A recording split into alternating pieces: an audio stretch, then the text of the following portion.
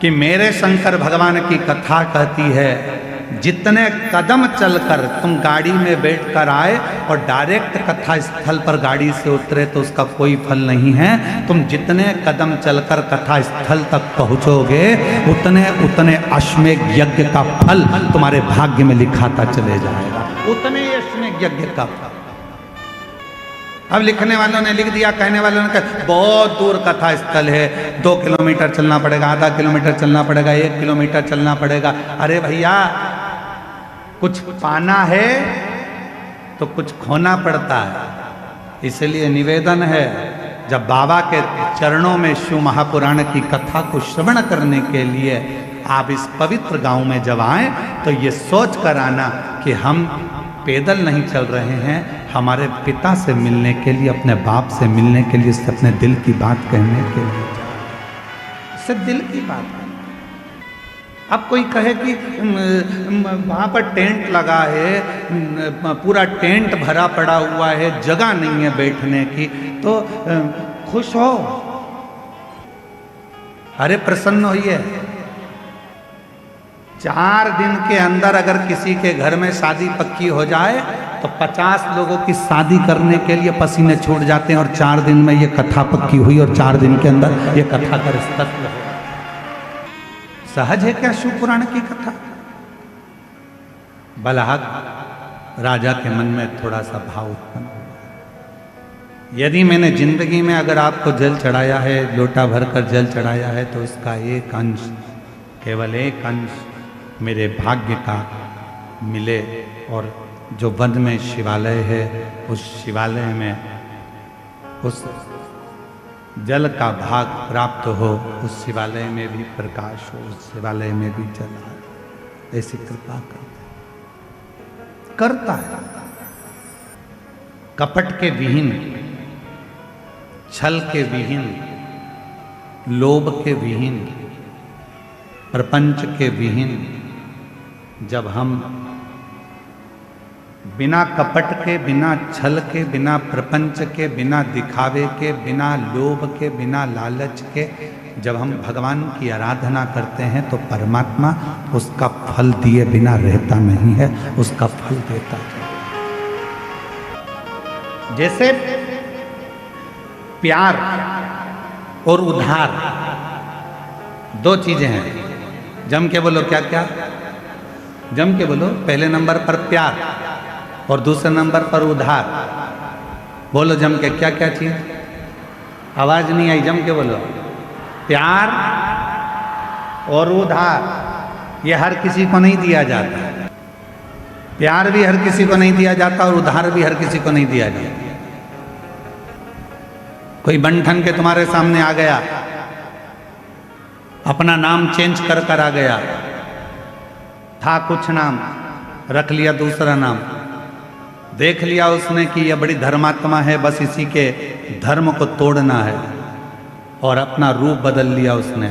थोड़े समय के लिए माथे पर उसने तिलक भी लगा लिया, थोड़े समय के लिए उसने हाथ में माला भी पहन ली, और थोड़े समय के लिए उसने तुमको 25-50 रुपए का पेट्रोल डलवा कर तुम्हें घुमा भी लाया, 20 रुपए की चाउमीन भी खिला दी, और तुमने उसको प्यार दे दिया। प्यार और उधार हर किसी को नहीं दिया जाता। आप में से कितने लोग हैं कि रायपुर से कोई व्यक्ति तुम्हारे पास में आया और तुमने कहा भैया जरा मुझे 5 लाख की जरूरत है, दे देना जरा? दे दोगे क्या? जम के बोलो जरा। नहीं दोगे। मान लो कवर्धा से ही कोई तुम्हारे घुंगरी खुर्द में आ गया और घुंगरी खुर्द में आकर कोई बोले कि लाओ जरा मुझे 3 लाख की जरूरत है, दे दो, तो तुम कहोगे तुम कौन हो भैया जो हमसे 3 लाख लेने आए हो? हम तो तुम्हें पहचानते ही नहीं है। काय का 3 लाख?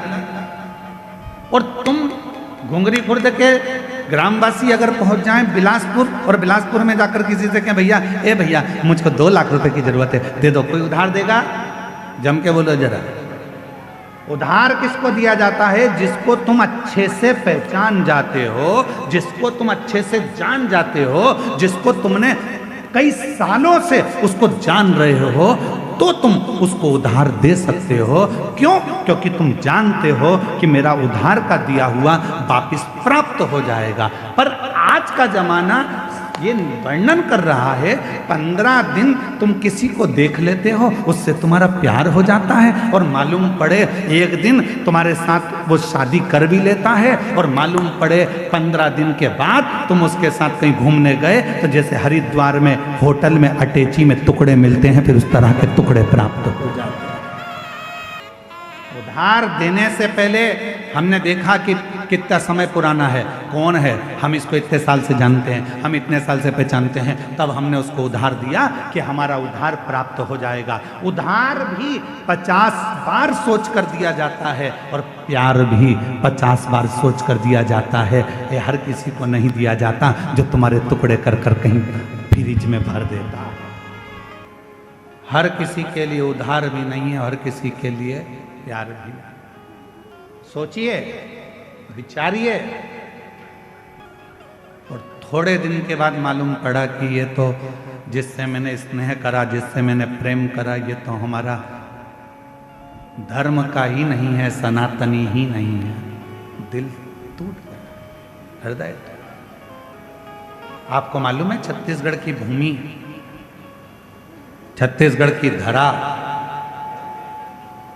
छत्तीसगढ़िया महतारी कैसी है? आपको मालूम है? पूरी दुनिया में कोई ऐसा प्रदेश बता दो जिस प्रदेश को माता के नाम से पुकारा जाता है, महतारी के नाम से पुकारा जाता है।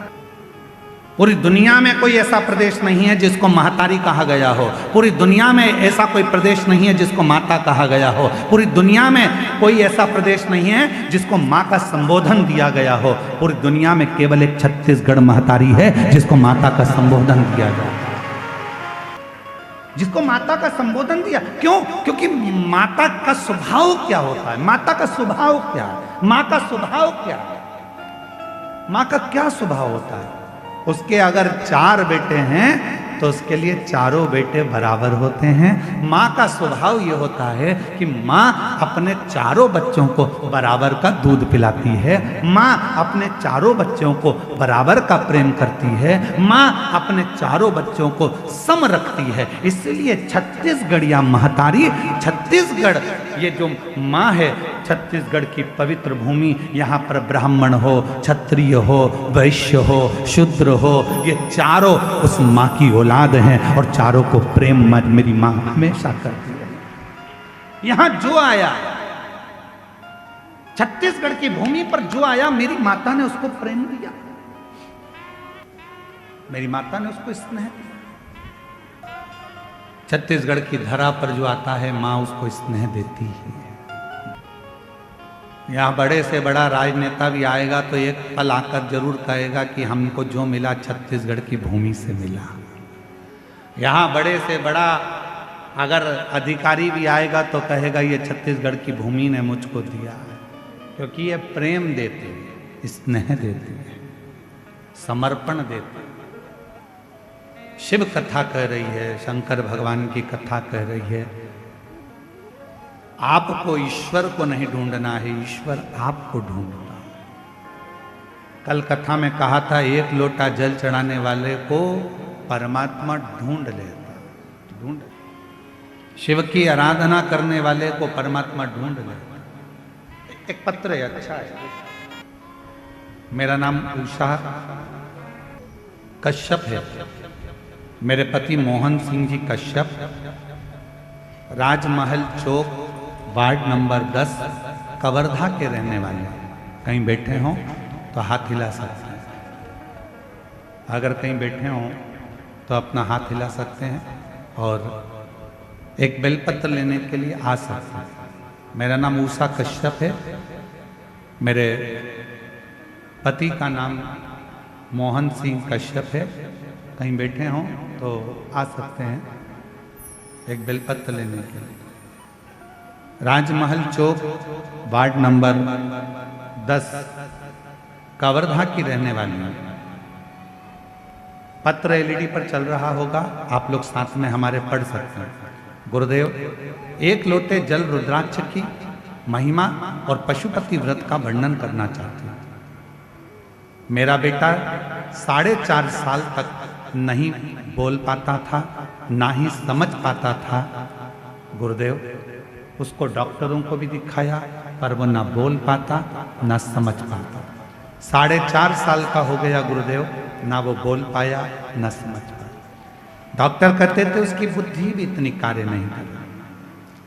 तब आपकी कथा अप्रैल 2022 से मैं जुड़ी हूँ, आपकी कथा सुनती हूँ, मंदिर जाती हूँ, 1 लोटा जल चढ़ाती हूँ।